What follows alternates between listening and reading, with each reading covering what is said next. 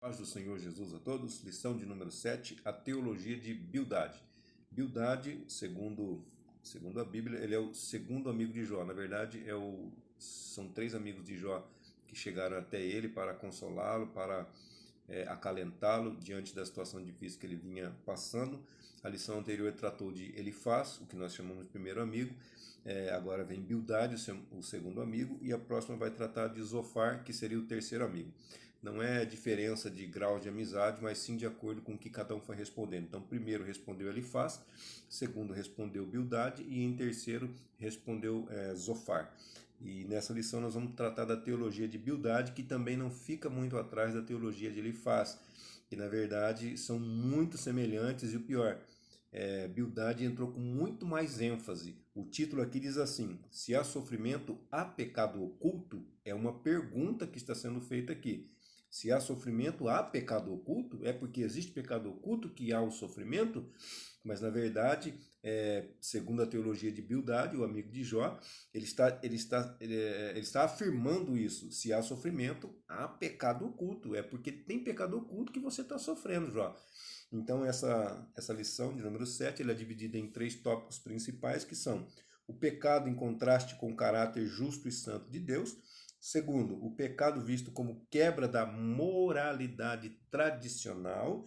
E terceiro, o pecado em contraste com a majestade de Deus. O primeiro tópico, dividido em três subtópicos, diz que Deus é justo e reto. O segundo subtópico, uma compreensão limitada da natureza de Deus. E terceiro, a imperfeição humana. O pecado, o suposto pecado de Jó, Bildade estava supondo que Jó estava em pecado. A palavra contraste, ela no dicionário diz assim: oposição entre pessoas ou coisas, diferença considerável, comparação para verificar diferenças, oposição ou variação de luz, tons e cores. Então, o pecado em contraste com o caráter justo de Deus. O pecado, ele é contrastado, ele é comparado com o caráter justo de Deus. É isso que está fazendo aqui.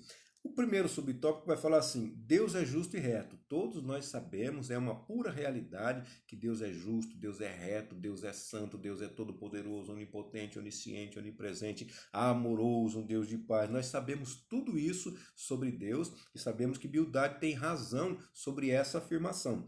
Aí o segundo subtópico vem uma compreensão limitada da natureza de Deus. Você pode ler aí na sua Bíblia em Jó, capítulo 8, versículo 5.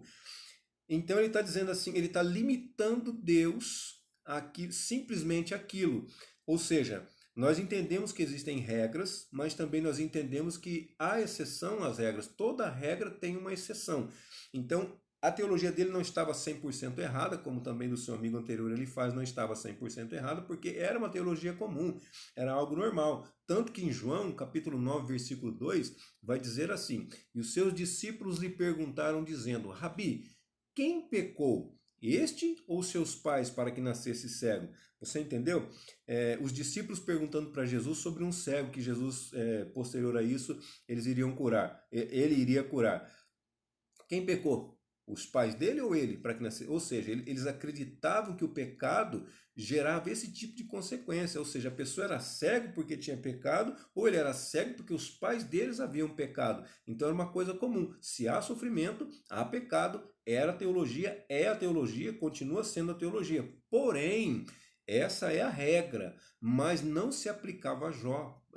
Jó era uma exceção à regra. Então, o erro não é a teologia, o erro foi a aplicação dessa teologia na vida de Jó, porque Jó não havia pecado. O problema de Jó estava no mundo espiritual. Tá certo? A discussão entre Deus e Satanás, que não foi uma discussão, foi uma conversa entre Deus e o diabo. Então, era no mundo espiritual. Não dá para comparar, não dá para aplicar 100% da teologia que nós conhecemos, dessa teologia que nós conhecemos, a vida de todo mundo, sair aplicando, saindo fazendo uma aplicação comum para todos. Não, assim nós cometemos erros, nós cometemos pecados se nós fizermos isso. Isso chama-se generalizar. Toda vez que eu generalizo, eu cometo injustiça, eu cometo pecado. Por quê? Já pensou se eu dissesse assim, me perdoem os políticos, mas é uma frase que muita gente usa: todo político é corrupto. Já pensou? Se eu dissesse isso, eu estou generalizando. Não, gente, tem muito político bom. Inclusive, amanhã nas urnas, porque hoje é sábado que eu estou gravando essa aula, amanhã nas urnas, no dia 15, votemos com consciência, tá bom? Pensamos bem quem nós vamos colocar lá. Se eu sou contra o aborto, eu vou votar num candidato que é a favor de aborto. Se eu sou contra as drogas, eu vou votar num candidato que é a favor das drogas. Então pense bem no que você vai fazer, analise cada candidato para você votar de maneira correta, tá certo? É uma compreensão limitada, então Deus, ele não tem um limite. Nós não podemos limitar a Deus. Bildade estava limitando Deus. Aí o terceiro subtópico diz assim: a imperfeição humana, tá? Em Jó capítulo 9, versículo 2. O homem é perfeito? Não, o homem é imperfeito, porque a partir do momento que se o homem atingir perfeição nessa terra, Deus o leva daqui, porque não tem ninguém perfeito nessa terra, nenhum ser humano é perfeito nessa terra. Pessoas que talvez tenham atingido a perfeição foram arrebatados, foram levados com Deus. Por quê? Para viver uma vida santa lá com Ele. Então nós temos que chegar o mais próximo da santidade possível nesta terra, porque realmente nós somos imperfeitos. Então, nesses 3 subtópicos você pode notar: Deus é justo e reto. Aí eu não compreendo direito. Aí eu falo da imperfeição humana. Então, Bildade estava sendo imperfeito aqui. Estava dizendo que Jó era imperfeito. Ele tem razão? Tem razão. Todos nós somos imperfeitos. Todos os seres humanos são imperfeitos. Mas eu estou acusando, mas Bildade estava acusando Jó de pecado, quando na verdade Jó não estava em pecado. Tinha os pecados do cotidiano que todo ser humano deve ter, que todo ser humano tem. Eu tenho certeza que tem. Não é possível que você não tenha nenhum tipo de pecado. Não é possível que eu não tenha nenhum tipo de pecado. Todos nós pecamos. Mas todos os dias nós dobramos nossos joelhos. Todos os dias nós pedimos perdão a Deus por todos os nossos erros, por todas as nossas falhas, por todas as nossas palavras mal direcionadas. Eu ia dizer malditas, mas talvez você interprete errado. Que é malditas e não malditas tudo junto, tá certo? É malditas, mal faladas. Tá ok? Então nós pedimos perdão. Por quê? Porque há falha em todos nós, há erro, há defeitos em todos nós falhamos. Até mesmo às vezes cometemos pecados sem saber. Já pensou uma palavra que você diz para uma pessoa, essa pessoa fica magoada, mas você não sabe que magoou essa pessoa? Até nisso nós temos que pedir perdão a Deus. Essas falhas ocultas que nós não sabemos chama-se pecado de ignorância. Nós pecamos sem saber. Então, quando nós ficamos sabendo, nós pedimos perdão à pessoa. Mas antes de saber, né, quando dobramos nossos joelhos e pedimos perdão, temos que pedir perdão a Deus até por aquilo que nós não sabemos, mas que pecamos, que ofendemos a Deus, que ofendemos o nosso semelhante. Então, esse é o contraste do título aqui, o contraste entre o caráter justo e santo de Deus e o pecado. E o pecado e o caráter santo e justo de Deus. Então, Jó, ele faz... Bildade estava colocando Jó de um lado, Deus do outro, contrastando, fazendo uma comparação. Provérbios 28:13 também vai dizer assim: aquele que confessa e deixa alcançará misericórdia. Então nós precisamos confessar os nossos pecados e abandoná-los. Não é simplesmente confessar e continuar fazendo. Confessar e abandonar. Aí sim nós alcançaremos, pode ver que está no futuro lá, alcançará misericórdia. Quem confessa e deixa, alcançará. Não é alcança, como alguns gostam de dizer, tá bom? Alcançará misericórdia. O resumo desse tópico é: Deus é justo e reto, e o ser humano imperfeito. Claríssimo, como água limpa. Segundo tópico, o pecado visto como quebra da moralidade tradicional. Você já ouviu falar de lei moral? Como que Caim... Por que Caim estava errado quando matou Abel, se não existia lei? Você entende isso? Todo ser humano, quando é criado, ele é criado com uma lei moral dentro dele. Alguma coisa que o avisa quando ele está fazendo alguma coisa errada. Isso chama-se lei moral. Até o ímpio tem isso? Até o ímpio tem isso. Todas as pessoas têm isso. Ela vai fazer uma coisa, ela vai pegar uma coisa que é de outra pessoa, aquela coisa dentro dela diz assim: isso está errado. Você não pode fazer isso. Chama-se lei moral. Ah, mas ninguém ensinou, ninguém falou que era proibido, não estava na lei ainda. Mas é pecado, é errado e essa lei existe desde o princípio. Então Caim foi julgado segundo a lei moral. Na verdade, todos seremos julgados, todos compareceremos diante de Deus, seremos julgados de acordo com aquilo que sabemos, de acordo com aquilo que entendemos, de acordo com aquilo que foi passado para nós. Tá ok? O Antigo Testamento vai ser julgado de uma forma, o Novo Testamento vai ser julgado de outra forma. Todas as pessoas vão ser julgadas de acordo com aquilo que conheceram acerca de Deus, acerca da justiça, acerca da verdade, da realidade. Moralismo por tradição. A palavra contraste, nós já falamos. Moralista o moralista, ele é um hipócrita que reprime nos outros aquilo que não reprime em si mesmo. Então pensa bem, como que eram os fariseus ali no Novo Testamento que falavam com Jesus? Eles queriam que as pessoas fizessem coisas, mas eles próprios não faziam esforço nenhum para fazer. Então ele reprimia-nos, ou não, você tem que ser assim, você tem que fazer isso, mas ele mesmo não queria fazer, ele mesmo não fazia. Aí Jesus falou assim: faça o que eles dizem, mas não façam o que eles fazem da forma como eles fazem. Vocês têm que fazer o que eles dizem, porque o que eles dizem está correto, mas o que eles fazem está errado. Então nós aprendemos a seguir exemplo. Então é mais fácil a pessoa aprender a fazer aquilo que eu faço do que aprender a fazer aquilo que eu falo. Porque se aquilo que eu falo é diferente daquilo que eu faço, a pessoa vai dizer: peraí, ele está falando uma coisa, mas está fazendo outra. O que está certo afinal? O que ele está falando ou o que ele está fazendo? E você pode ver também, crianças, como que ela mais aprende? Ela aprende por exemplo. Então muita coisa que a gente não ensina para as crianças, elas aprendem de acordo com aquilo que nós fazemos, de acordo com aquilo que ela vê as pessoas fazendo. Então, muito cuidado com o que nós estamos ensinando para as pessoas. Ah, vou dizer, mas eu não ensino nada. Sim, com as nossas atitudes, com as nossas ações, nós ensinamos sim as pessoas. As pessoas aprendem com as nossas ações, com as nossas atitudes. As pessoas podem se chegar a Cristo através das nossas ações, das nossas atitudes, da nossa vida pessoal, do nosso testemunho diário, do nosso cotidiano, tá ok? Moralismo por tradição. Moralista, então, é um hipócrita, ele é um formalista moral. Sabe aquela pessoa que vai na igreja só por ir? Ah, hoje é domingo, é dia de culto, é dia de ir na igreja, não é dia de cultuar a Deus, é dia de ir na igreja. Ah, o outro pensa assim: eu tenho que ir na igreja hoje. Peraí, eu tenho que ir? É uma obrigação sua? Ou você vai por prazer, por gratidão, para louvar e para adorar a Deus? Então existe o formalismo e existe o cristão. O cristão é aquele que vai por amor a Deus. Não, eu tenho vontade de estar no culto. Agora, nesse período de pandemia, que está quase terminando, que possivelmente vai voltar novamente, Deus nos livre, Deus nos guarde, Deus nos ajude. Eu não estou profetizando maldição não, queridos. Mas se lá na Europa já tá voltando uma segunda onda, possivelmente chegue até nós também e talvez muito em breve. Vamos orar para que Deus faça a vontade dele, porque a vontade dele é boa, agradável e é perfeita, tá ok? Nós não sabemos nem o que pedimos, nós não sabemos nem pedir como convém, mas nós temos o direito de pedir e dizer a Deus: Deus, faça a tua vontade. Nós queremos ficar livre dessa pandemia, nós queremos ficar livre de máscaras, nós queremos ficar livre dessa peste, dessa praga, mas seja feita a tua vontade, Senhor. Se é da tua vontade, que ela aconteça, porque ela é boa, agradável e é perfeita. A subversão moral da ordem. Subversão significa insubordinação, revolta, ruína, perversão, destruição. Então, a revolta da ordem moral. Então, nós temos uma lei moral, nós temos uma ordem moral, e ele está dizendo aqui a ruína, a perversão dessa ordem.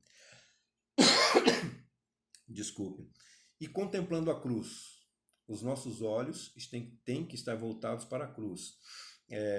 Bildade estava falando que Jó ele tinha pervertido a lei moral. Ele estava acusando Jó de pecado e por isso que Jó estava sofrendo. Aí no subtópico 3, contemplando a cruz. Nós temos que olhar para a cruz. A Bíblia diz assim: olhando para Jesus, autor e consumador da fé. Porque mesmo que eu esteja em pecado, mesmo que eu esteja errado, mesmo que eu esteja falhando, ele tem poder para me perdoar. Porque se andarmos na luz, como ele na luz está, temos comunhão uns com os outros. E o sangue de Jesus Cristo, Filho de Deus, seu Filho, está lá, nos purifica de todo pecado. Então o sangue de Jesus Cristo nos purifica de todo pecado, se andarmos na luz, porque o versículo completo é esse. Não é simplesmente como nós gostamos de citar: o sangue de Jesus nos purifica de todo pecado. Sim, mas se andarmos na luz, como ele na luz está, aí nós temos comunhão, aí nós sabemos, né, que nós estamos andando na luz, quando temos comunhão uns com os outros,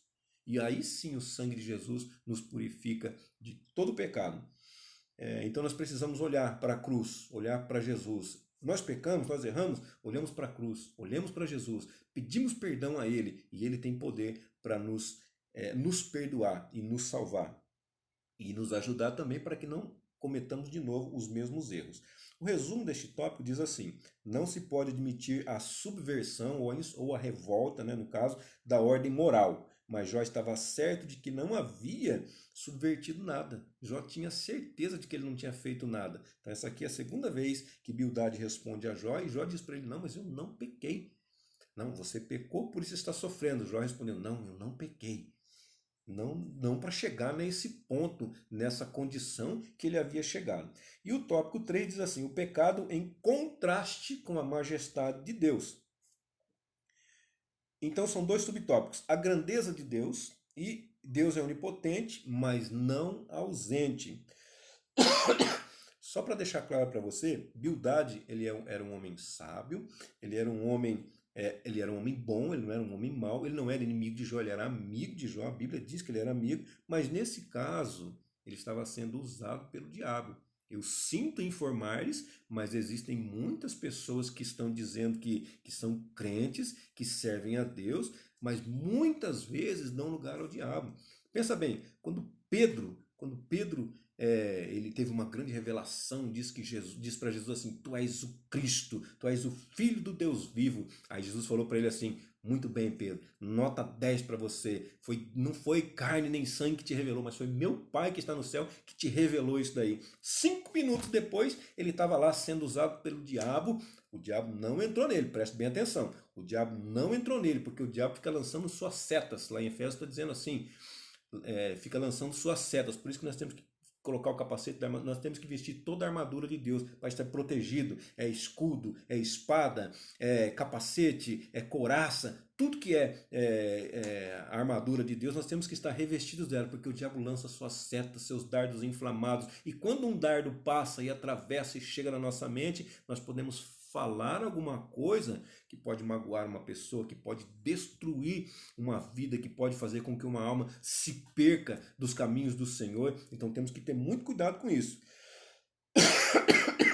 para não ser usado pelo diabo. Aí Jesus diz para ele assim: para trás de mim, Satanás. Pensa bem: ah, Pedro, foi Deus que te revelou. 5 minutos depois, Jesus estava falando para ele assim: para trás de mim, Satanás, porque me é motivo de escárnio.